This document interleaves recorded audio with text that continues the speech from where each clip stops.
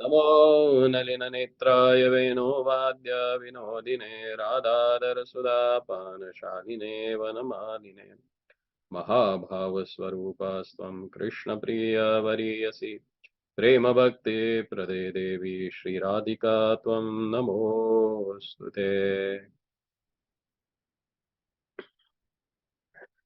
जय श्री कृष्ण चैतन्य प्रभो नित्यानंद श्री अद्वैत गदाधर शिवासदि गौरभक्तवृंद हरे Krishna Krishna Krishna Hare Hare Hare Ram Ram Ram Hare Hare.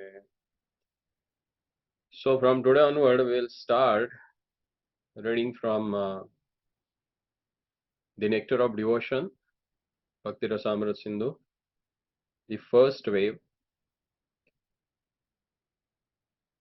which explains about characteristics of a pure devotee, devotional service. So Prabhupada says here, as he translates from a original book of Bhakti Rasamrita Sindhu, written by Rupa Goswami, in Srimad Bhagavatam, 3rd canto, 9th chapter, verse number 12 and 13, Srila Kapil Dev, while instructing his mother, has given the following characteristics of devotional service, where he says that Lakshanam Bhakti Yogasya निर्गुणस्य ही उदाहरणम् अहेतुकी अव्यवहिता य भक्ति ही पुरुषोत्तमे. These are the characteristics of transcendental loving service to Purushottama, the supreme personality of a Godhead. It is ahetuki, causeless, and it cannot be obstructed in any way. That is avyavahitaha, as Lord explains in Bhagavad Gita also. Ahetuki apratihata, or avyabhicharini bhakti, without deviating from anything, akhandita, satatam. My dear mother, those who are my pure devotees and who have no desire for material benefit and philosophical speculation have their mind so much engaged in my service that they are never interested in asking me for anything except to be engaged in that service. They do not even beg to live in my abode with me. So there are 5 kinds of liberation which are explained by Lord Kapila to Mother Devahuti.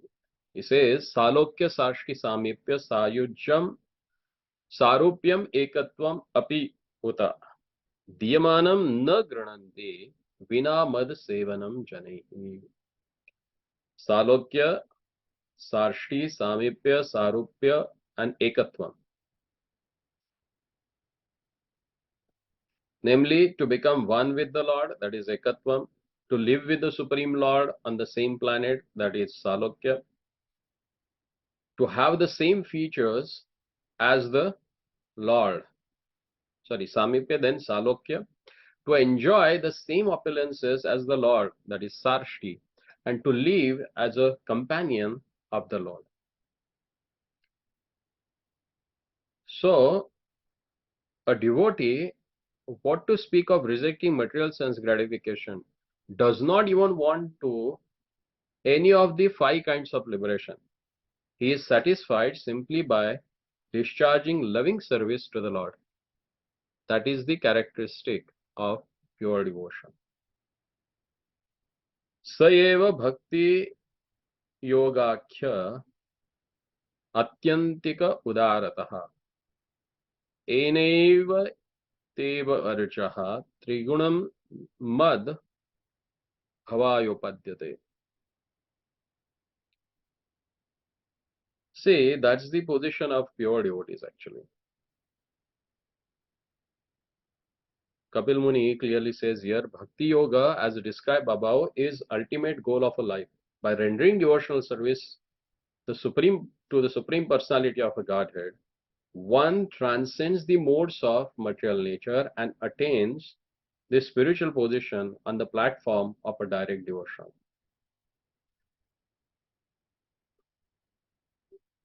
And the above statement by Kapil Dev from Srimad Bhagavatam, the actual position of a pure devotee is described. And the primary characteristic of devotional service are also defined. Further characteristics of a devotional service are described by Rupa Goswami with evidences from different scriptures. He states that there are six characteristics of a pure devotional service, which are as follows. So here Rupa Goswami, he says there are six characteristics of devotional service. Kleshagni Shubhada Moksha Laghuta Krita Sudurlabha Sandrananda Vishesham Sri Krishna Karshani Chasa. So this we have to understand. The six characteristics of a devotee, devotion of the Lord. So the first one is Kleshagni. Pure devotional service brings immediate relief from all kinds of material distress. So there are three kinds of material distress: Papa, Bija, and Avidya. Papa means sinful activities, Bija means sinful desires, and Avidya means ignorance. Then the second one is Shubhada. Pure devotional service is beginning of all auspiciousness. So once you start rendering devotional service to the Lord, it begins all the auspiciousness in your life. Then third one, that one is Moksha Laghutarika. Pure devotional service automatically puts one in transcendental pleasure. That's what moksha means, because getting rid of the sufferings of this material world. That's the definition of Mayavadis about the moksha. But to attain the real happiness or to situate it in the transcendental pleasure, that is called moksha. Fourth one, Sudurlabha. Pure devotional service is rarely achieved. That's the characteristics of pure devotee. That's why even Sri Santa Tukaram Maharaj, he explains that Bhakti te kathina suravar chipodi. It's very, very difficult to render devotional service because it is so durlabha, it's very rare. Then Sandrananda.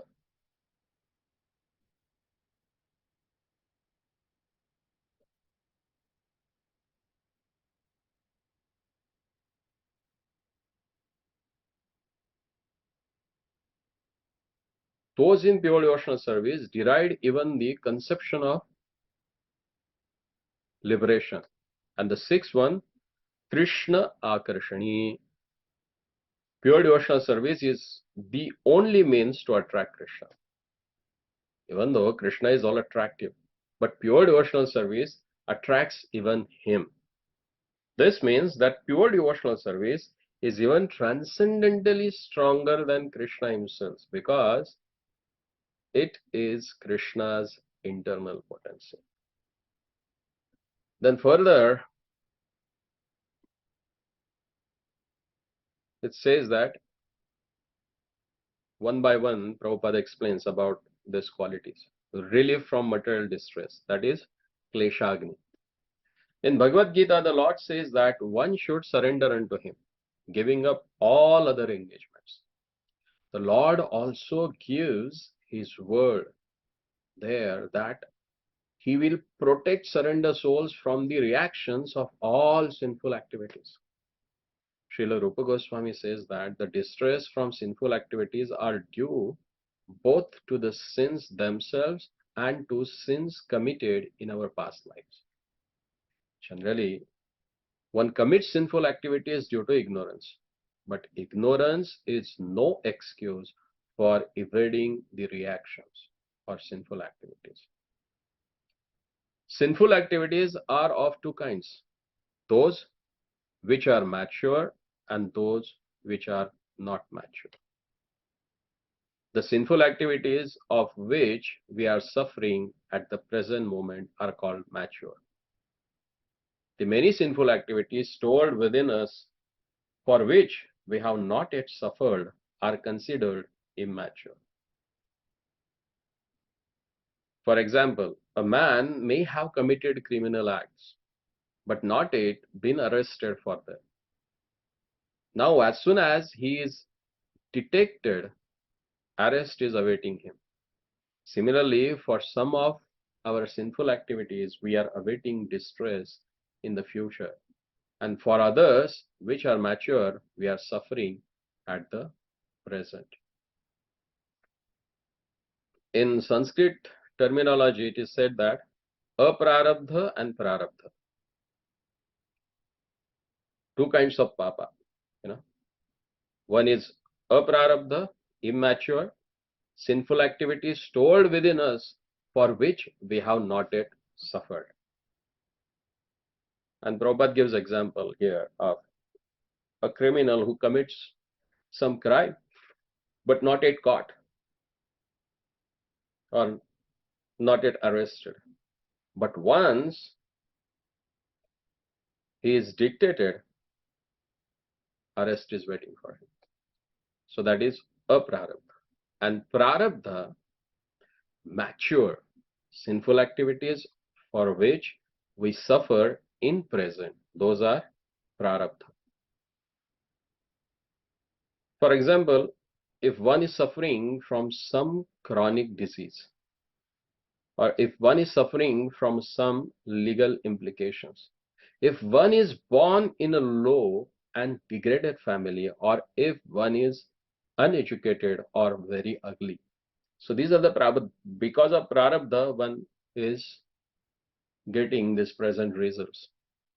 So if these things are clear for us, then there's no lamentation and blame, Otherwise, there is a blame game in this world. Oh, because of you, I am suffering here.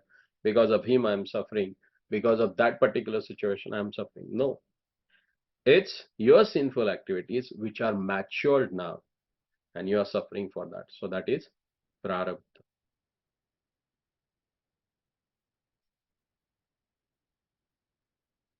So here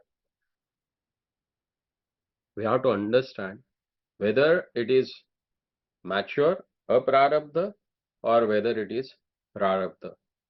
Everything gets eradicated by devotional service. In this way, there is a chain of sinful activities and their concomitant distresses, and the conditioned soul is suffering life after life due to these sins. He is suffering in the present life the result of sinful activities from his past life, and he is meanwhile creating further sufferings for his future life. Mature sinful activities are exhibited if one is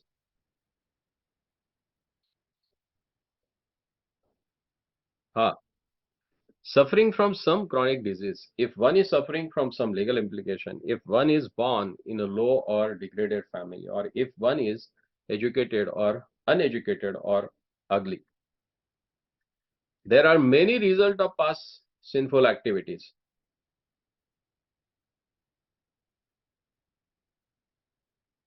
Which are we are suffering at the present moment, and we may be suffering in the future due to our present sinful activities. But all of these reactions to sinful deeds can immediately be stopped if we take to Krishna consciousness. As evidence for this, Rupa Goswami quotes from Srimad Bhagavatam, 11th canto, 14th chapter, and text number 19.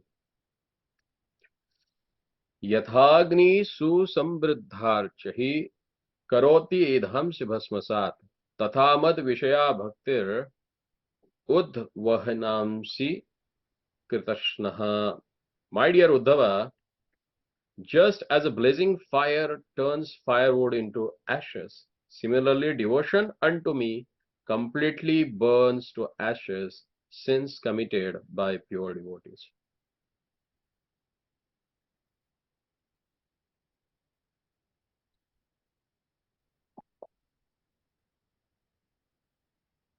Srila Rupa Goswami quotes another verse from the third canto of Srimad Bhagavatam, 33rd chapter, verse number 6. यन्नामधेय श्रवणानुकीर्तनाद यत्प्रहणम आद्य स्मरणदपि क्वचित् श्वादोपि सद्या सवनाय कल्पते कुतः पुनस्ते भगवन् नुदर्शनात्. In which Devavati addresses her son Kapil Dev and says, My dear Lord, there are 9 different kinds of devotional service beginning from hearing and chanting. Anyone who hears about your pastimes, who chants about your glories, who offers your obeisances, who thinks of you and in this way execute any of the 9 kinds of devotional service, even if he is born in a family of dog eaters, the lowest grade of mankind, becomes immediately qualified to perform sacrifices. Wow. Yannama shravananu kirtanad yat prahavanad yat samsmaranad api kvachit श्वादो अपि सद्यः स्वनाय कल्पते कुतः पुनस्ते भगवान नु दर्शन. Shvado. Even the dog eater can become qualified to perform yajnas. That's the glory of hearing about the Lord, Devotion. hearing about, remembering the Lord, chanting His holy name. That is so purifying. Even the Shwapacha, the person who is a dog eater, which is considered as the Antyaja or outcasted, even that person can become so purified that he can perform yajnas.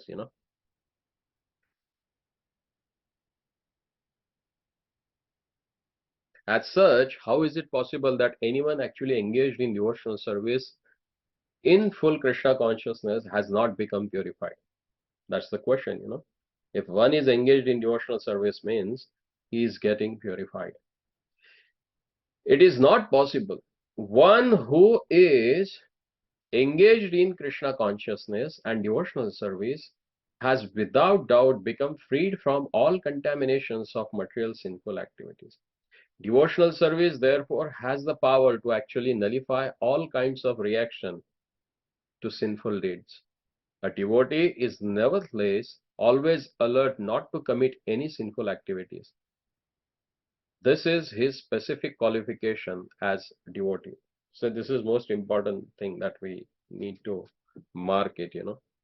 A devotee nevertheless always be alert not to commit any sinful activities. This is his specific quality.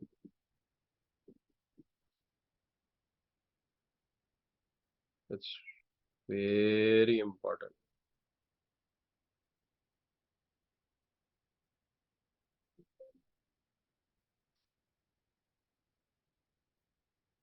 Thus, Srimad Bhagavatam states that by performing devotional service, a person who was born even in a family of dog eaters may become eligible to take part in performance of ritual activities, ceremonies recommended in the Vedas.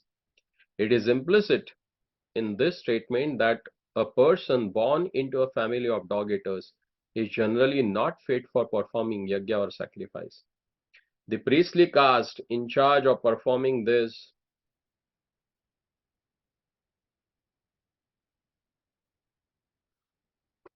ritualistic ceremonies recommended in the Vedas is called the Brahmana order. Unless one is Brahmana, he cannot perform these ceremonies. A person is born in a Brahmana family or in a family of a dog eaters due to his past activities. If a person is born in a family of a dog eaters, it means that his past activities were all sinful. But if even such a person takes to the path of devotional service and begins to chant the holy names of the Lord, Hare Krishna, Krishna Krishna, Hare Hare, Hare Rama, Rama Rama, Hare Hare, he is at once fit to perform the ritualistic ceremonies. This means that his sinful reactions have immediately become neutralized. See, that's the power of the holy name. If one takes shelter of the holy name and chants, then he gets so purified that even though he is born in a low caste or degraded families in the mankind, still he becomes qualified to perform yagyas or sacrificial ceremonies. It is stated in Padma Puran that there are four kinds of effects due to the sinful activities, which are listed as follows. One, the effect which is not yet fructified. The effect which is lying as a seed. Third, the effect which is already mature. And fourth, the effect which is almost mature. It is also stated that all these four effects become immediately vanquished for those who surrender unto the Supreme Personality of a Godhead, Vishnu, and become engaged in his devotional service in full Krishna consciousness. See, Bhakti Rasamrita Sindhu is a compilation of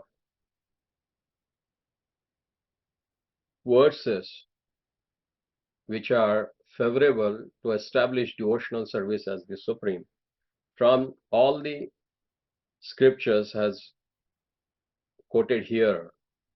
So here Rupa Goswami, he quotes from Padma Puran, where it is clearly mentioned that what kind of activities that one performs and what are the different stages of papa, and those get destroyed, or papa in different stages gets totally destroyed by performing devotional service. Aprarabdha phalam papam kutam bijam phalonmukham karmaneva praliyate Vishnu bhakti ratam manah ratatmanam. The successive stages are described here. The first one is aprarabdha, dormant, stock, immature. Second is kuja, or sorry, kuta. Kuta means beginning to take shape as a sinful desires. Then bijam, that is sinful desires. And fourth is prarabdha, phalonmukham, fructified sins which are mature. At the present, we are suffering for that. But it is said, kramenaiva praliyate, if someone performs devotional service to Lord Vishnu, then one by one, all they get destroyed.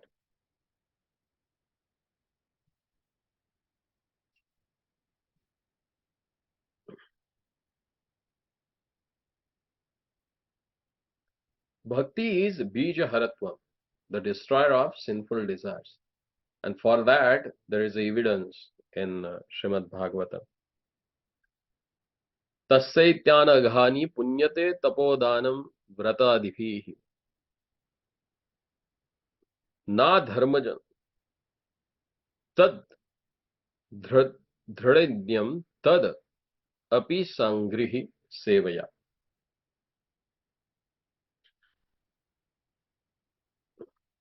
See, these are wonderful verses that they are there. Tassaitanyaghani puyante tapodana vratadibhi na dharmajam tad dhradayam tad apishangre sevaya. It clearly says that one who takes up devotional service.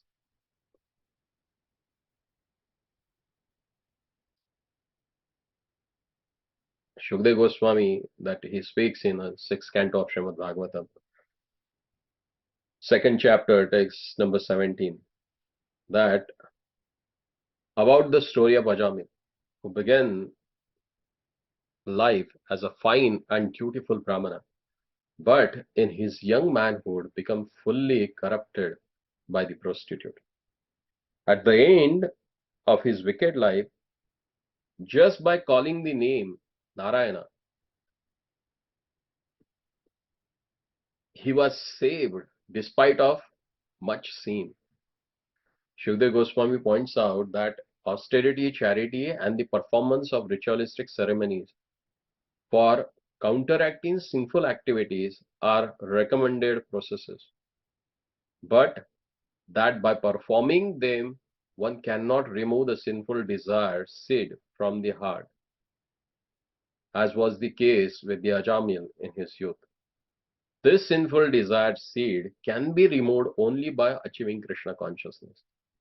And this can be accomplished very easily by chanting the Mahamantra or Hare Krishna mantra, as recommended by Chaitanya Mahaprabhu.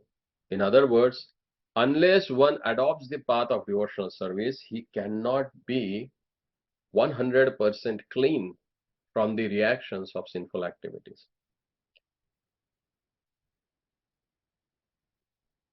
Tasaitanya aghani uyante tapodana vratahi. If someone performs some sinful activities, to get purified from them, one should do tapa, dana, and vrata.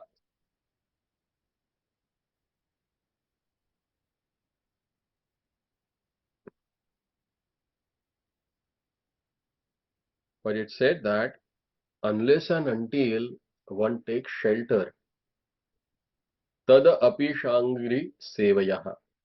Unless and until one take isha angri sevaya, and takes the devotional service at the lotus feet of the Lord, he will not get rid of this sinful desires.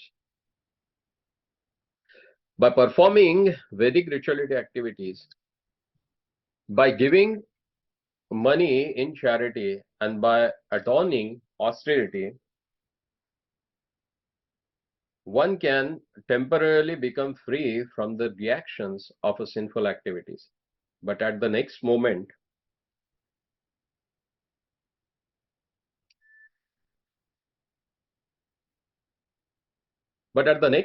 he must again become engaged in sinful activities.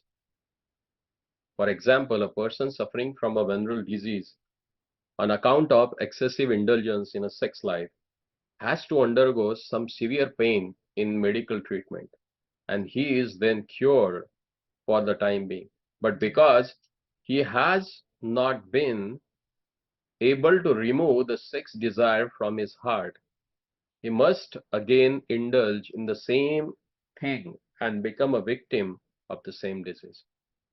So, medical treatment may give temporary relief from the disease of such a venereal disease, distress of such a venereal disease. But unless one is trained to understand that sex life is abominable, it is impossible to be saved from such a repeated distress. Similarly, the ritualistic performance, charity, and austerity, which are recommended in the Vedas, may temporarily stop one from acting in sinful ways. But as long as the heart is not clear, one will have to repeat sinful activities again and again. So, what was that Rupa Goswami? He quotes, no, Prabhupada, he quotes it in the purport of a first verse of Upadeshamrit. Do you remember? About the performing prayashchitta, and again committing sins. Like elephant breathing. Vatsavegam, Prabhu. Ujjara Vatsavegam. shauchavat, taking bath taking like a elephant bath. Why? Because as long as you have that seed of desire to commit sinful activities, becomes very difficult to get rid of the bondage of sins. That's why he says that So, it should be cleaned from the heart. Yes. so Prabhuji, the desire for sinful activities is also like in different stages, like seed and all, or is it only the effects?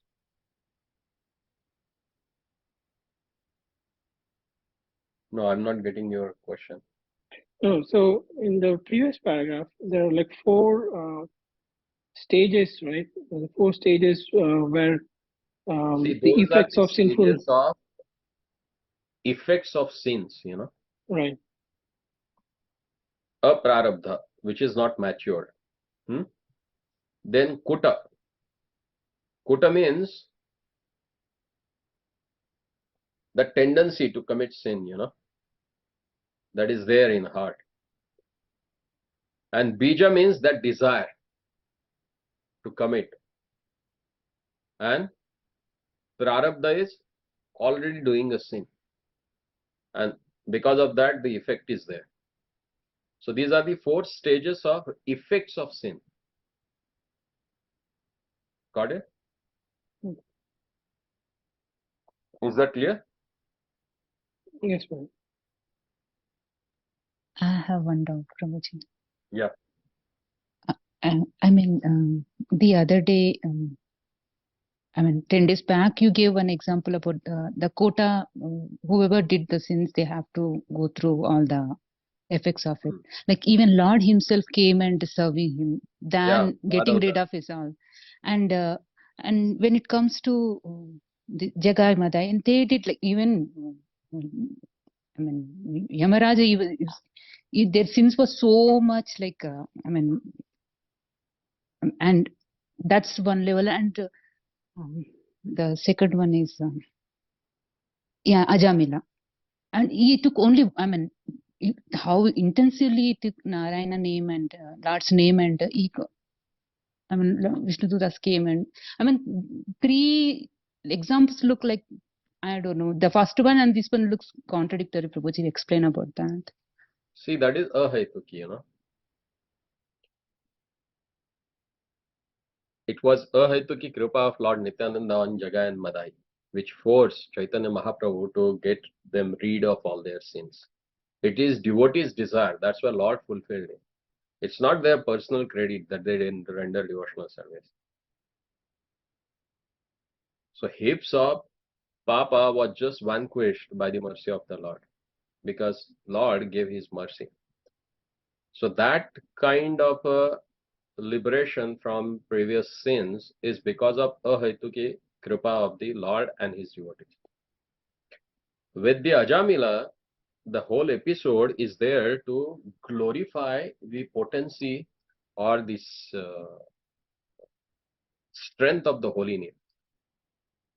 That by taking the holy name of the Lord, even the person who is so sinful like Ajamil, even he unknowingly took the holy name of the Lord, and that saved him from the death. But that never took him to the Godhead. For that, he need the association of devotees. And after the association of devotees, when he started, then his heart got clear. See, he was not immediately delivered and taken to the Vaikuntha. He was given chance, and after that he went to Haridwar, and then he chanted the pure holy name, and then he went to Vaikuntha. But it's not written, Prabhuji, that he suffered any sins. He didn't suffer much, right, Prabhuji? He was performing all devotional service, and he was within 6 months he went back to Godhead. Yeah, but he took shelter of the holy name, na? But He in took the the first pure case, holy name. In the first case, I mean, Lord himself and coming and serving means he must be in some level. So why Lord didn't got rid of all his sins? I mean, See what happens, few things that Lord sometimes shows it as the example, Even look at the Bhishma. We consider him as one of the Mahajanas, but how he died, mm, huh? Just to set an example in front of us, these different stories are there.